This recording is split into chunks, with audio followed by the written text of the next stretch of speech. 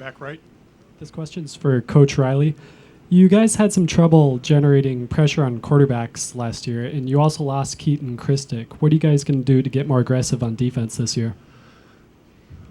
Well, we lost two of our great sack leaders of all time from the year before, in Victor Butler and Slade Norris. So that transition there, was always kind of a process, and I think we had guys make progress through the year. I think that you'll see, very good pressure in the interior. We have a very good defensive tackle named Stephen Paya that will be a big factor in the middle, and then a couple of guys on the edge, Taylor Henry and Gabe Miller, that have speed and athletic ability that I think without blitzing the quarterback all the time, amongst those guys, we'll get some good heat on the quarterback. Left side in the middle. Jim McGill with Bear Insider and the ESPN Network. Coach, you seem to do more with less every year, and I don't say less in a denigrating way. You bring in classes that are fairly unheralded recruiting-wise, but always seem to exceed expectations. Can you talk a little bit about the role the coaching staff plays and coaching up players? And Jacquizz, can you talk a little bit about how the players take the perception that the talent level might not be as high as some of the other schools? Do you have a chip on your shoulder to prove everybody wrong and that you guys are better than expectations? Well, for the most part, our team, we develop players as they get older during the program, and I know every player who comes through the program gets better. You got guys around them that help them. You got good coaching staff that coach players on technique and just don't worry about like the winning aspects of football. They focus on the little things as technique and things that help you become a better football player. I'd like to say that probably in adding a little bit to that is that we don't feel like we do more with less. We just think we do a good job of evaluating players, and we don't really care about the number of stars. I've said this before: the number of stars they have in recruiting coming in. We care about the number of stars they have coming out. Is our biggest factor, and I think that having time in a program, I really feel fortunate to have had now going 8 years into the program, and with two very important things, time and continuity of the teachers in our program. We've had very few staff changes, and I think that's really good for guys to develop, to have that consistent teaching all the time. I think that's what I've always had, that vision of having a program that is long-lasting, that has very consistent teaching, and that guys have the ability to feel comfortable and growing in the program. On the right side in the back. Mike, what's the update with Keith Pankey, and do you feel like that he's going to be good to go at the beginning of camp?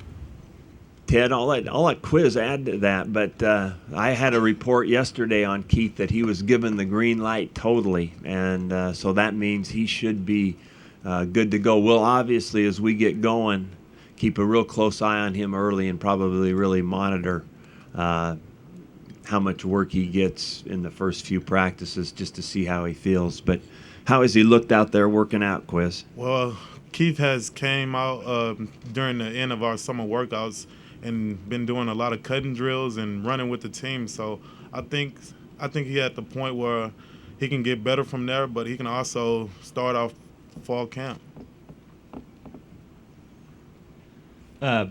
Coach Riley. On his left side.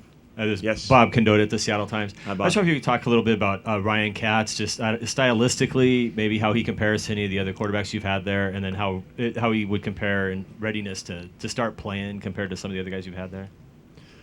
Well, I think that, first of all, just ability-wise, he's got a wonderful arm. I really like just watching him throw, being behind him, seeing him throw the ball. He can throw all the passes. And the other thing, I think he's got two things. One of them, I think he's pretty much unflappable. He's a tough guy, and I don't think he'll be, out of place or feel out of place at all, or be intimidated by anything. So then the next thing is he's had 2 years of experience in the program, though having not played much. He knows what we're doing, and he's got a feel for those kinds of things. So it's going to be a matter of him playing. The transition at that position always provides a mystery. It's always been a key component if you can make the transition well and how you're going to be.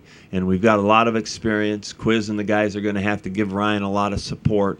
But this kid's going to be a good quarterback, and we've also got some other guys behind him with good talent. So we're going to have to develop fast and hard and get going better than we have in the past few years. But I think Ryan will do fine. Over here on the right, front row. Mike, over Hey. here. Tom Fitzgerald, San Francisco Chronicle.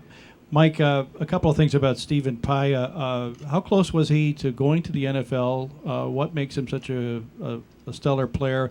And lastly, have you seen his YouTube bench press workout? Quiz probably saw it live, but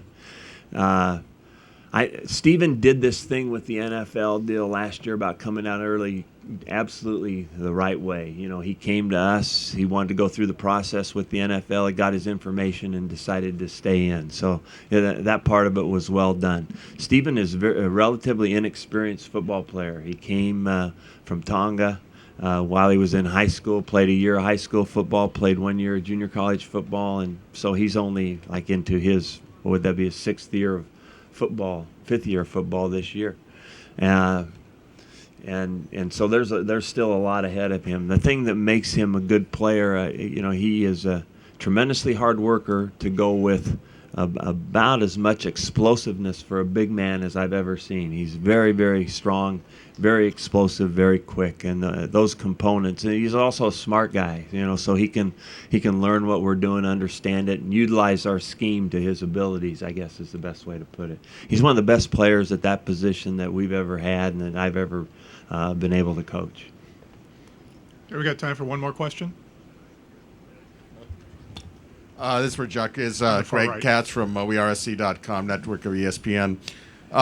Your teams have come very close to winning it all, especially the last couple of years. What does your team need to do that has been missing in the past for you to overcome and end up in Pasadena on New Year's Day? Well, for the most part, for the team, we're just going to take it one game at a time and just start this year off on a winning note and don't have a slow start.